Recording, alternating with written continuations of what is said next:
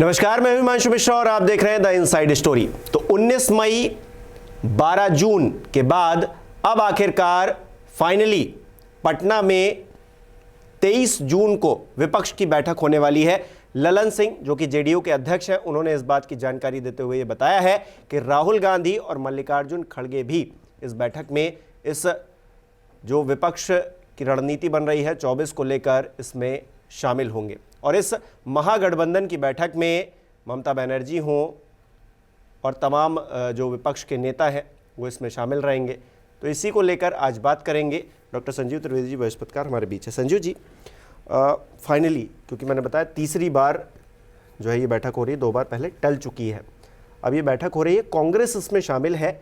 और मज़ेदार बात ये भी है कि अरविंद केजरीवाल भी उसी बैठक में होंगे, क्योंकि अरविंद केजरीवाल लगातार सारे नेताओं से मिल रहे हैं विपक्ष के और अपने अध्यादेश को लेकर, लेकिन कांग्रेस टाइम नहीं दे रही है। लेकिन एक ऐसा वक्त अब आने वाला है जब दोनों लोग आमने सामने होंगे, इसको लेकर भी बात करेंगे। और विपक्ष की ये जो बैठक हो रही है इसको लेकर क्या? देखिए, नीतीश कुमार ये चाहते थे कि अगर विपक्ष के रणनीति को लेकर के कोई बैठक हो तो उसमें अध्यक्ष ही आए ताकि फैसले लेने में आसानी हो सके। वो नहीं चाहते थे कि कोई प्रतिनिधि आ जाए और वो कहे कि मैं नेतृत्व से पूछकर बताऊंगा। अध्यक्ष की वहाँ अगर मौजूदगी होगी तो फिर फैसले उसी टेबल पे होंगे, क्योंकि अगर सब कुछ अच्छा रहा तो पटना की बैठकों की प्रक्रिया की शुरुआत होगी। और भी ऐसे कई बैठक होंगे विभिन्न राज्यों की राजधानी में, लेकिन ये पहली बैठक बेहतर बैठक हो ताकि आने वाले बैठकों के लिए एक रास्ता यहाँ से निर्मित हो सके। इसीलिए ज़रूरी था कि सारी पार्टियों के अध्यक्ष यहाँ पहुँचे। तो डीएमके के अध्यक्ष स्टालिन, उन्होंने असमर्थता जाहिर कर दी थी। उनका कहना था कि मेट्टूर डैम से जुड़ा कोई कार्यक्रम है और उसके लिए उन्होंने काफ़ी पहले ही डेट्स दे रखे हैं, तो इस कारण से वो नहीं आ पाएंगे और प्रतिनिधि को भेजना मजबूरी है। तो नीतीश कुमार ये चाहते थे कि अध्यक्ष खुद आए, तो फिर उन्होंने तारीख आगे करने के लिए रिक्वेस्ट किया। जो हमारी जानकारी है उसके अनुसार राहुल गांधी भी 18 जून को वापस आ रहे हैं। 18 जून तक वो यहाँ नहीं है, 17 जून तक। और ऐसे में अगर वो ना होते तो फिर कांग्रेस पार्टी में निर्णय लेना अकेले मल्लिकार्जुन खड़गे जी के लिए फाइनल कोई निर्णय लेना, अभी भी वो अपने पूर्व अध्यक्षों से बात करते हैं, सोनिया गांधी और राहुल गांधी। तो जाहिर है कि उनको भी चाहिए था कि राहुल गांधी मौजूद हों, तो बैठक में वो आए। नीतीश कुमार ये चाहते थे। तो ऐसा लगता है कि सभी अध्यक्षों की मौजूदगी होने जा रही है और कोई न कोई वहाँ पर एक शुरुआती प्लान जो है वो आपको 23 तारीख को दिख जाएगा। ऐलान जंग, हाँ कह सकते हैं कि बिगुल फूंक दिया जाएगा, बिगुल उस दिन फूका जाएगा। और ऐलान जंग इसलिए क्योंकि हम साथ होकर के बीजेपी को टक्कर देंगे, इस संकल्प को जो अभी तक हम कई नेताओं के जुबानी सुन रहे हैं, उस दिन एक ही मंच पर या एक ही टेबल पे बैठ करके सब लोग इस बात को कहेंगे। और जो 2024 का राजनीतिक संग्राम होने जा रहा है उसमें 1 to 1 फाइट ज़्यादातर सीटों पर हमारे देश में होगी। कुछ इसकी तस्वीर उस दिन आपको बनती हुई नजर आएगी। केसीआर नहीं आ रहे हैं, सुना जा रहा है। केसीआर क्योंकि खम्मम में एक अलग ही ग्रुप बनाने की कोशिश कर रहे थे, लेकिन उनके ग्रुप से जुड़े हुए लोग ज़रूर पटना की रैली में आ रहे हैं। अखिलेश यादव हो, अरविंद केजरीवाल जी हो, डी राजा भी इसमें आ रहे हैं, हालांकि वो उसमें नहीं थे। तो ये तमाम नेता आ रहे हैं। तो ये जो कांग्रेस से दूर होकर, कांग्रेस को अलग रखकर जो एक गठबंधन बनाने की कोशिश की जा रही थी, वो एक तो टूटता हुआ नज़र आ रहा है, और दूसरा नीतीश कुमार आगे रखकर अपने आप को जिस गठबंधन को बनाने की कोशिश कर रहे थे, जिसमें कांग्रेस को वो हमेशा से शामिल करना चाहते थे, उसमें वो सक्सेसफुल होते हुए भी नज़र आ रहे हैं। इस जो महागठबंधन की रैली होने वाली है 23 जून को, उसके मद्देनज़र देखिए 2 बातें हैं। पहली तो ये है कि कर्नाटक की जीत से पहले कांग्रेस को लेकर विपक्ष के तमाम नेता कहते थे, ममता बनर्जी खास तौर पे, कि कांग्रेस मुक्त विपक्ष बनाना है और हम ऐसा विपक्ष तैयार करेंगे जिसमें कांग्रेस की कोई भूमिका नहीं होगी, क्योंकि सबसे बड़ा जो इंश्योरेंस है बीजेपी का वो कांग्रेस ही है। कांग्रेस सामने आ जाती है तो फिर बीजेपी चुनाव जीत जाती है। लेकिन कर्नाटक की जीत ने जिसको कहते हैं ना कि परसेप्शन बदल दिया। उन्हें लगा जब सीधे स्ट्रेट फाइट में अगर कांग्रेस बीजेपी को हरा सकती है तो हम सब मिल जाएं अगर कांग्रेस को साथ रख करके तो हम भी हरा सकते हैं। तो इसी क्रम में अब विचार बदल गए हैं। लेकिन अब जो दूसरी बात है वो ये है कि केसीआर हो या फिर विजयन हो केरल के, या फिर अरविंद केजरीवाल हो दिल्ली के, पंजाब के, तो इन पार्टियों की अपनी शर्त है। इन्हें लगता है कि दरअसल कांग्रेस अगर मजबूत हो रही है तो ये राष्ट्रीय स्तर पर तो अच्छी बात है, पर उनके राज्य विशेष में ये अच्छी बात नहीं है। बिल्कुल। तो फिर इसका क्या हो सकता है? इसका बंटवारा या इसका निपटारा कर दीजिए। सीटों का बंटवारा इस राज्य में कैसे होगा? और ये जो समस्या है कि अगर कांग्रेस इनके राज्यों में मजबूत होती है, चाहे वो आंध्रा हो, चाहे वो केरला हो, चाहे वो तेलंगाना हो, चाहे वो दिल्ली हो, पंजाब हो, तो वो बीजेपी के वोट्स नहीं काटती है। वो दरअसल वहां पर जो ज्यादा मजबूती से बीजेपी के खिलाफ लड़ रही हैं पार्टियां, उनका वोट काटती है। तो पटना की बैठक में इस पर भी विचार हो। इन दलों का, केसीआर के नेतृत्व में ये दल हैं जो अपनी समस्या सामने रख चुके हैं, उनका ये कहना है कि इस पर भी कोई कॉल लीजिए। राहुल गांधी वहाँ मौजूद होंगे, खड़गे साहब मौजूद होंगे, लेकिन बताइए कि आखिरकार हम बीजेपी से सामना करें तेलंगाना में या फिर हम कांग्रेस से भी सामना करें। ये त्रिकोणीय संघर्ष की हम कल्पना करें जिसमें कि बीजेपी मजबूत हो जाती है, या आमने सामने की संकल्प की हम कल्पना करें।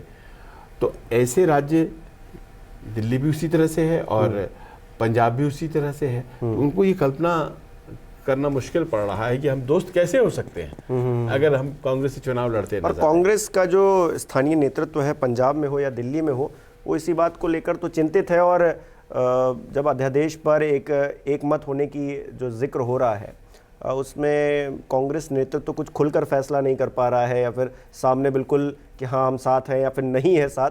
ये जो असमंजस की स्थिति बनी हुई है, ये इसीलिए शायद बनी हुई है क्योंकि कांग्रेस के जो स्थानीय नेतृत्व है उसको लगता है कि हमारी जगह है, आपने हमको रिप्लेस कर दिया, अब बताइए हम आपके साथ कैसे आ सकते हैं। देखिए, अरविंद केजरीवाल की पूरी राजनीति कांग्रेस के खिलाफ शुरू होती है।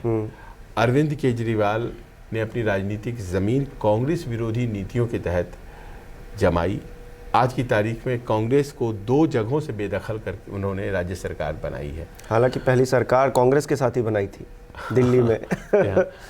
तो अब अचानक से अगर वो कांग्रेस के साथ नजर आने लगते हैं तो ये ना कांग्रेस के फायदे का सौदा है ना अरविंद केजरीवाल के फायदे का सौदा है। कोई वजह होनी चाहिए, कोई तो ऐसी वजह होनी चाहिए जो कि लोगों को कन्विंस करे। तो ऑर्डिनेंस को आप केवल ऐसे मत देखिए कि एक ऑर्डिनेंस आ गया है, बीजेपी ने ला दिया है, अरविंद केजरीवाल के खिलाफ आ गया है। जी नहीं, ऑर्डिनेंस को ऐसे भी देखिए कि ऑर्डिनेंस एक मौका बन रहा है।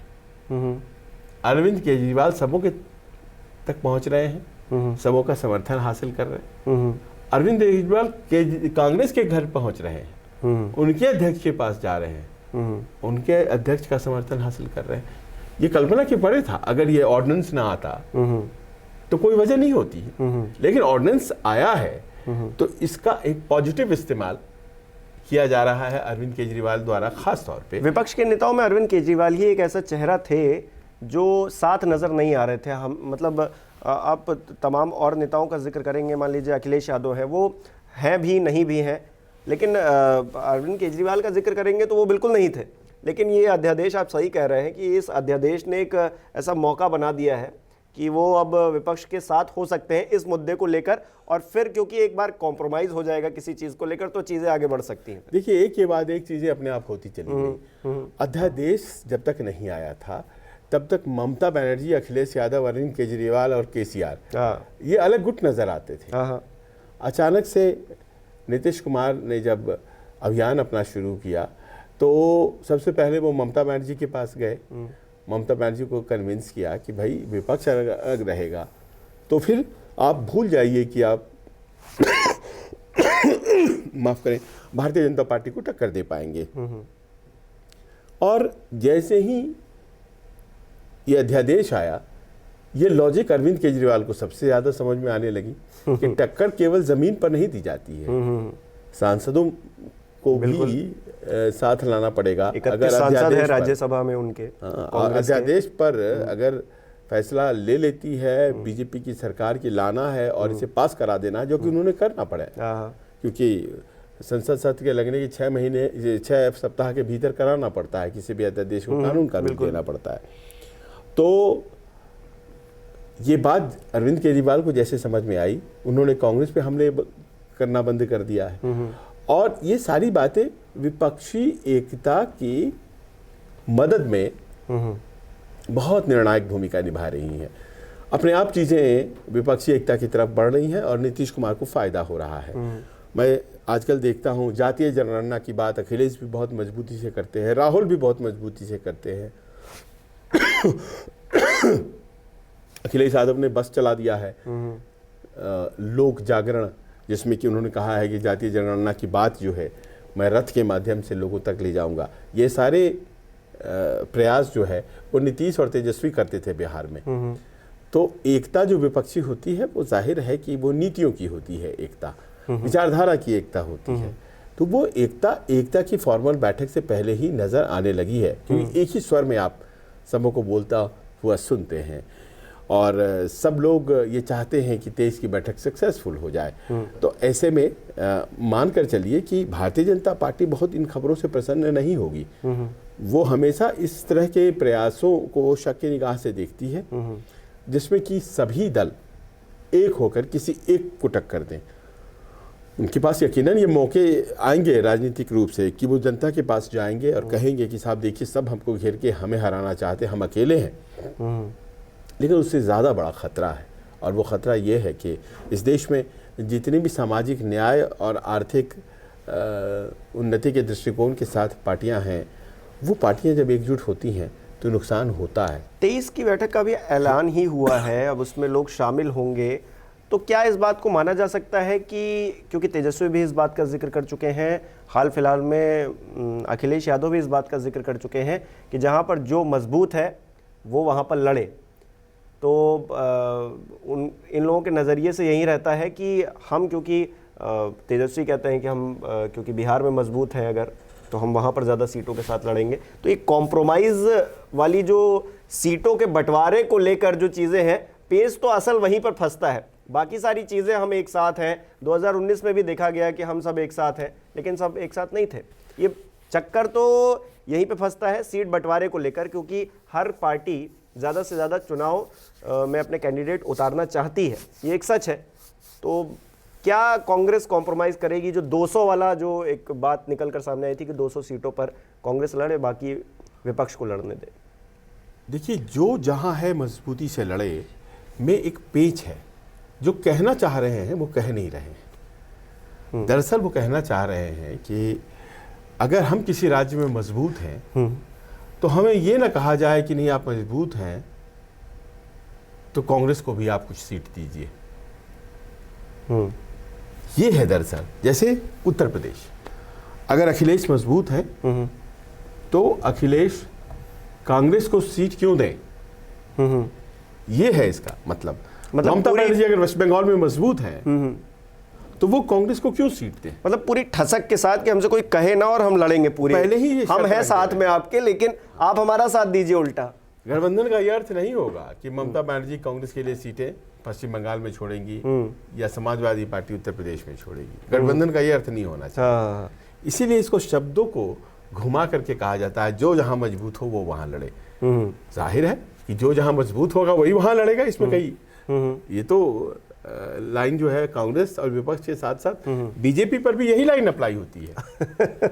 उनके पास भी सर्वे शुरू हो गए हैं, क्षेत्रवार सर्वे चल रहे हैं। उनके पास तो बहुत बड़ी टीम है, मतलब मैं मानता हूं कि जो ग्राउंड लेवल पे काम होता है मजबूत है उसका नाम सबसे ऊपर, अगर वो सिटिंग सांसद है, लेकिन बाकी और भी नाम जोड़ करके आला कमान के पास आना शुरू हो गया है।